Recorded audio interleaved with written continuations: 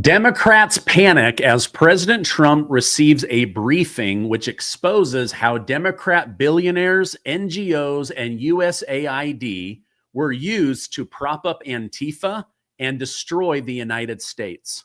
John Bolton is expected to be arrested next week after the FBI prepares to announce what they found in his Maryland home. The government shutdown continues, and it's getting bad for many. Plus, Venezuela offers President Trump trillions of dollars out of nowhere to avoid going to war. I'll explain all of it in today's news. Thank you guys so much for liking and sharing these videos. Let's jump right in. President Trump just received one of his most crucial briefings, a brief that could be the key to taking down Antifa as a domestic terrorist organization and Antifa as an international terrorist network. President Trump was briefed by Seamus Bruner from the Government Accountability Institute, someone I've had on my program several times to expose George Soros and Bill Gates and many others. Now, listen to what he shared with President Trump, because it's deep, it's well-researched, and it follows the money. That this is not just a story about violence and chaos, as you alluded to, Mr. President. This is a money story.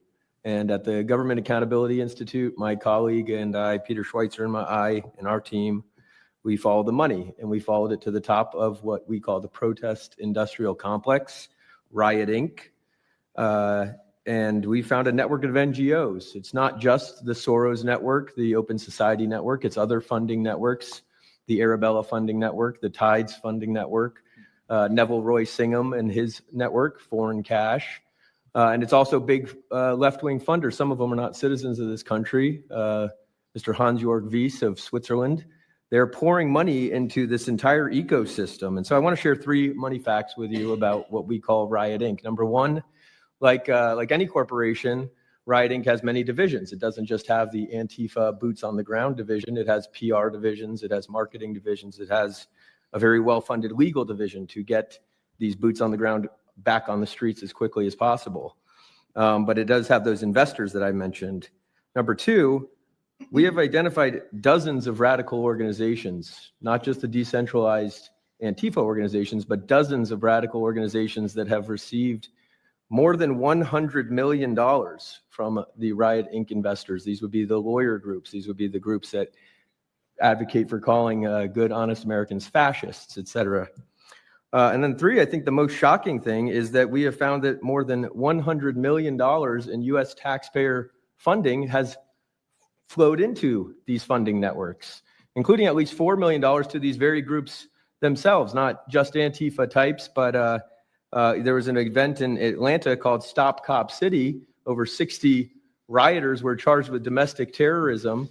These groups received money for that from both the billionaire class as well as taxpayer money. So one other thing, this money helps fund the decentralized crowdfunding platforms.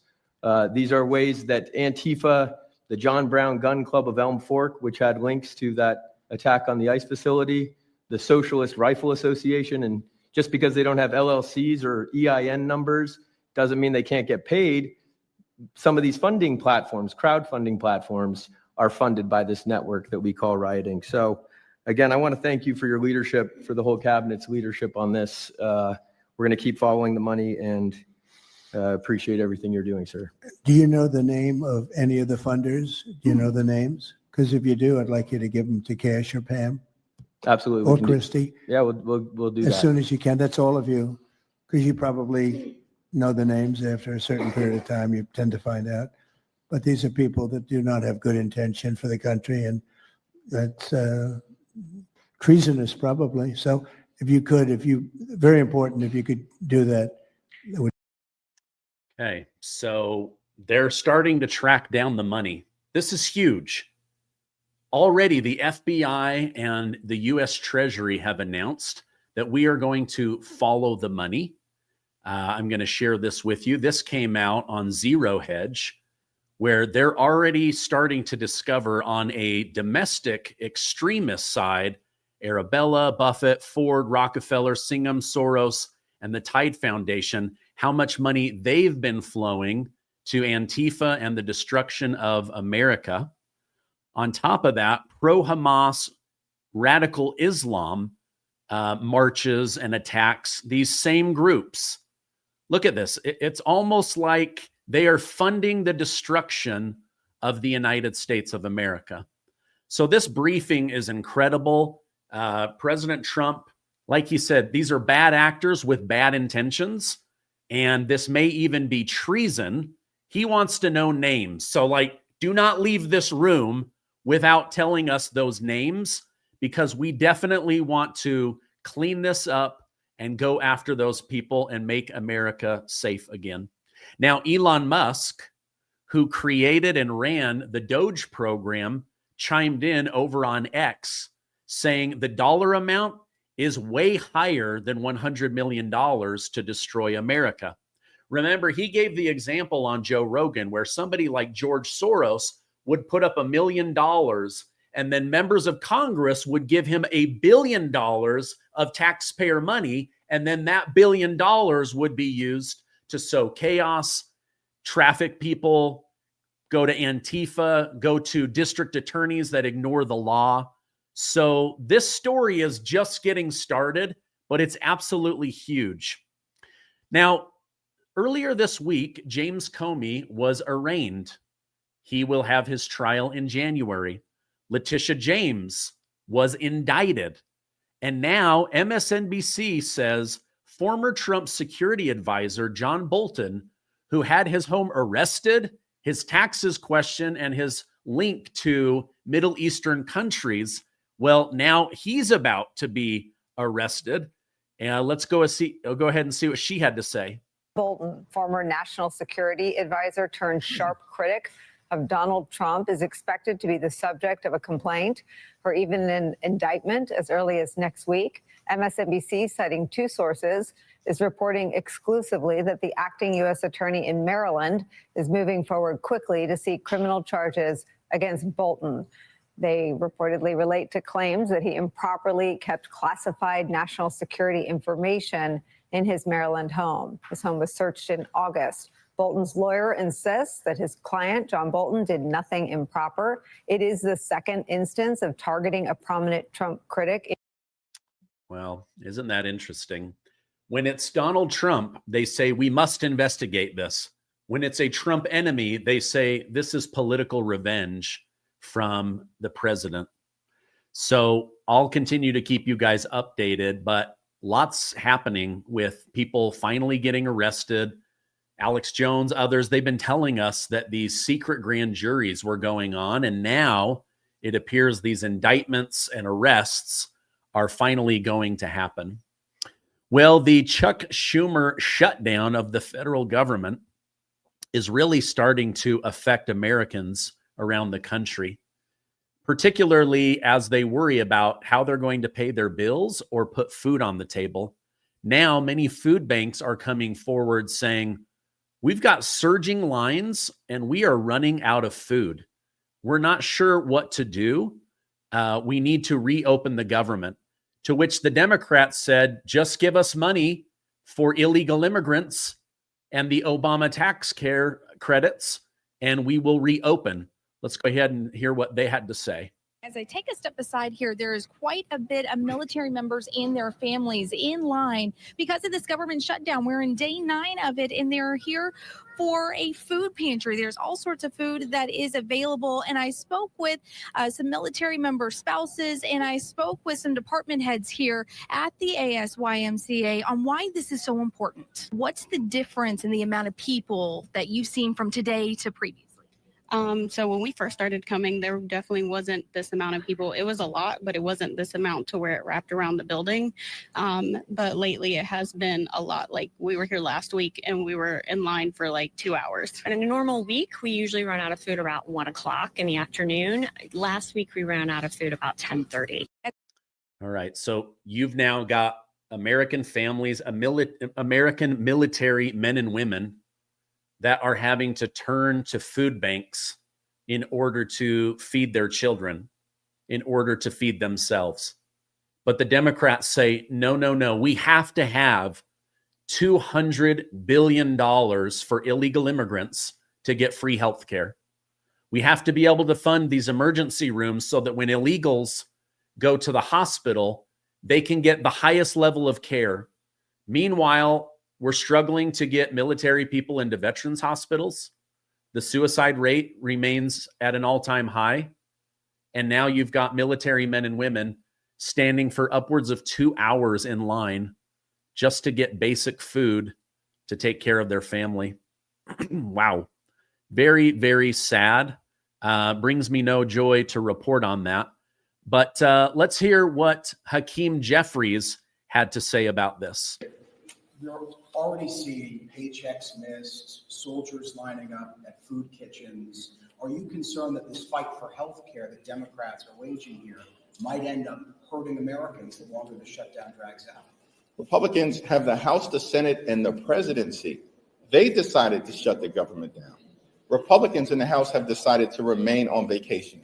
Republicans canceled votes last week, they canceled votes this week, and now they've canceled votes next week. They're not serious about reopening the government. Republicans aren't even serious about paying our active duty troops. But they have voted for temporary government funding legislation. Republicans have voted for a partisan spending bill that continues to gut the health care of the American people. Okay, so you heard it right there. He's saying they refused to vote. And then the reporter is like, they did vote. And then you guys rejected it. And he's like, yeah, but they're the ones rejecting it, right? Like, so they put forward a clean resolution, just like they did under Biden for 4 years. And Republicans gave them the clean resolution, a temporary resolution to move forward, get food flowing again, paychecks to military, but they don't want to do it. And then what do? They say, oh, they've got the White House, they've got the Senate, they've got the House. They're the ones that shut it down, but it's the Democrats that are withholding the votes. So how do you get anything passed if the opposite party is the one holding the votes back? So Hakeem Jeffries, dude, we see right through you.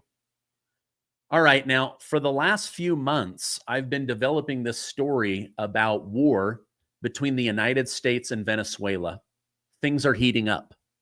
Almost out of nowhere, President Trump ordered military vessels off the coast of Venezuela and began blowing up drug trafficking boats heading to the United States.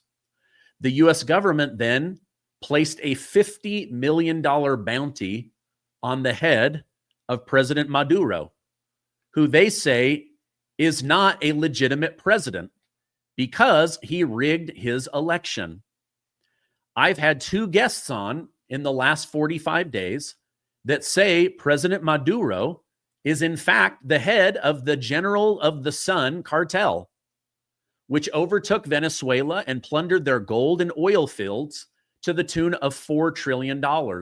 Now with over $1 trillion in income per year for drug trafficking, human trafficking, oil, gold, all of that. And they've left Venezuela a socialist third world country. Well, now, out of nowhere, Maduro has offered President Trump and the United States to drop their relationship with China and give access to the United States to their oil and their gold. Let me read the statement because it makes no sense unless something big is happening and they're trying to cover it up. Venezuelan officials, hoping to end their country's clash with the United States, offered the Trump administration a dominant stake in Venezuela's oil and other mineral wealth in discussions that lasted for months, according to multiple people close to the talks. The far-reaching offer remained on the table as the Trump administration called the government of Nicolas Maduro of Venezuela a narco-terror cartel, amassed warships in the Caribbean, and began blowing up boats that American officials say were carrying drugs from Venezuela. Under a deal discussed between a senior U.S. official and Mr. Maduro's top aides, the Venezuelan strongman offered to open up all existing and future oil and gold projects to American companies, giving preferential contracts to American businesses, reverse the flow of Venezuelan oil exports from China back to the United States, and slash his country's energy and mining contracts with China, Iran, and Russian firms. So none of this makes sense, right? And something big is about to happen. Now, the woman who was supposed to take over Venezuela says if Trump will be patient and wait, she will offer him even more money and access to Venezuela's country, resources, and economy. So this begs the question, what is really going on between the United States and Venezuela? Were they rigging elections? Were they rigging US elections? Some people say yes. Either way, something big is going on. Now, what did the United States figure out that Venezuela is desperate to keep quiet on the world stage? And why is Venezuela suddenly willing to give the United States trillions of dollars of resources and access? Why are they suddenly willing to boot China out as their preferred vendor and partner? Now, I'll continue to keep you updated on this big story because it's definitely still emerging. Either way, the FBI, US Treasury, US military, and President Trump, they have sniffed out something big, and that's why we are on the verge of war with Venezuela. And instead of negotiating or saying we won't do this out of nowhere, they're offering trillions of dollars to America in order to avoid war. Now, let me know in the comments, what the heck do you think this is about? Now, it gets a little bit weirder. Just today, President Trump was told he was not the winner of the Nobel Peace Prize, even though he has shut down 8 wars now, and he just closed down the Israel-Gaza situation. Now, the woman who is supposed to be running Venezuela, she won the Nobel Peace Prize, Maria Corina Machado. And her first phone call was to President Donald J. Trump, telling him, President Trump, you deserved to win the Nobel Peace Prize, and that she was going to accept it in his honor. What is going on here? And why is she now saying, if you'll just hold out, we'll give you trillions of dollars of money and natural resources? I don't know. Maybe she's just trying to realign Venezuela with America, bring money and wealth, make Venezuela great again. I don't know. Something is definitely off. Some are saying that they have discovered the cartel was rigging elections and they're trying to hide that. Some are saying that this is over resources. Some are saying this is over finding out that Maduro is the head of the Generalissimos of the Sol, the Sun Generals cartel, which runs the Sinaloa cartel. Either way, I'll continue to keep you updated. Let me know in the comments. Very strange, but something big is happening where all of a sudden Venezuela is saying, don't blow us up. We'll give you trillions of dollars. I don't know. Something about it doesn't make any sense. All right. I love you guys. Have a great weekend. Stay amazing. And I will see you on the next video.